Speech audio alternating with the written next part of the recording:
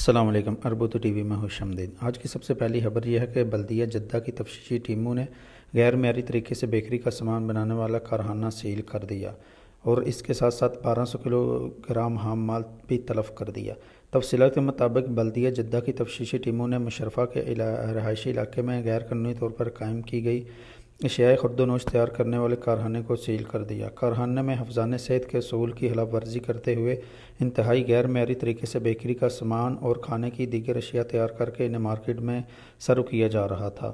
بلدیہ کی تفتیشی ٹیم کے ذمہ دار کا کہنا ہے کہ رہائشی عمارت کے 2 فلیٹوں میں قائم کیے گئے غیر قانونی کارخانے سے 400 کلو گرام چینی اور 800 کلو گرام غذائی مواد جو کہ انتہائی غیر محفوظ طریقے سے اسٹور کیا گیا تھا، ضبط کر کے تلف کر دیا گیا ہے۔ بلدیہ کا مزید کہنا تھا کہ اشیائے خرد و نوش کی تیاری کے حوالے سے مقررہ حفظان صحت کے ضوابط پر عمل کرنا ضروری ہے۔ ہوٹلز یا کچن جہاں کھانے پینے کی اشیاء تیار کی جاتی ہیں ان کو مکمل طور پر صاف ہونا چاہیے۔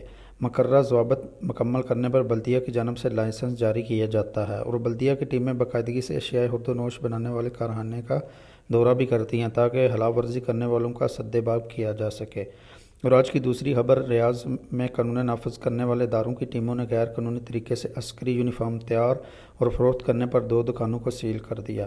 امن عامہ کی مخصوص ٹیموں نے عسکری استعمال کی اشیاء فروخت کرنے والی مارکیٹ کا دورہ کیا جہاں 2 دکانوں پر غیر قانونی طریقے سے مختلف عسکری اداروں کے یونیفارمز اور عہدوں کی نشاندہی کرنے والی علامات فروخت کی جا رہی تھیں۔ تفتیشی ٹیموں نے ضوابط کی خلاف ورزی کرنے پر 2 دکانوں کو سیل کر کے وہاں موجود یونیفارم اور دیگر اشیاء ضبط کر لیں۔ واضح رہے، عسکری اداروں کے یونیفارمز اور دیگر اشیاء تیار و فروخت کرنے کے لیے باقاعدہ ادارہ امن عامہ سے لائسنس حاصل کرنا ضروری ہے۔ لائسنس کے لیے مقررہ ضوابط کے تحت ہی یونیفارمز کی تیاری اور فروخت کی اجازت ہوتی ہے۔ قانون نافذ کرنے والے اداروں کے عہدوں کی نشاندہی کرنے والی علامات کے بارے میں مکمل ریکارڈ رکھنا ہوتا ہے۔ علاوہ ازیں دیگر ضوابط پر بھی عمل کرنا ضروری ہے۔ تو دوستو یہ رہی آج کی ویڈیو۔ امید کرتا ہوں آپ اس ویڈیو کو زیادہ سے زیادہ لائک اور شیئر کریں گے۔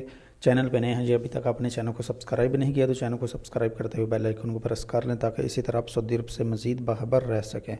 تو ملتے ہیں کسی نئی ویڈیو کے ساتھ، تب تک کے لیے مجھے دعاؤں میں یاد رکھیے گا۔ اللہ حافظ، السلام علیکم۔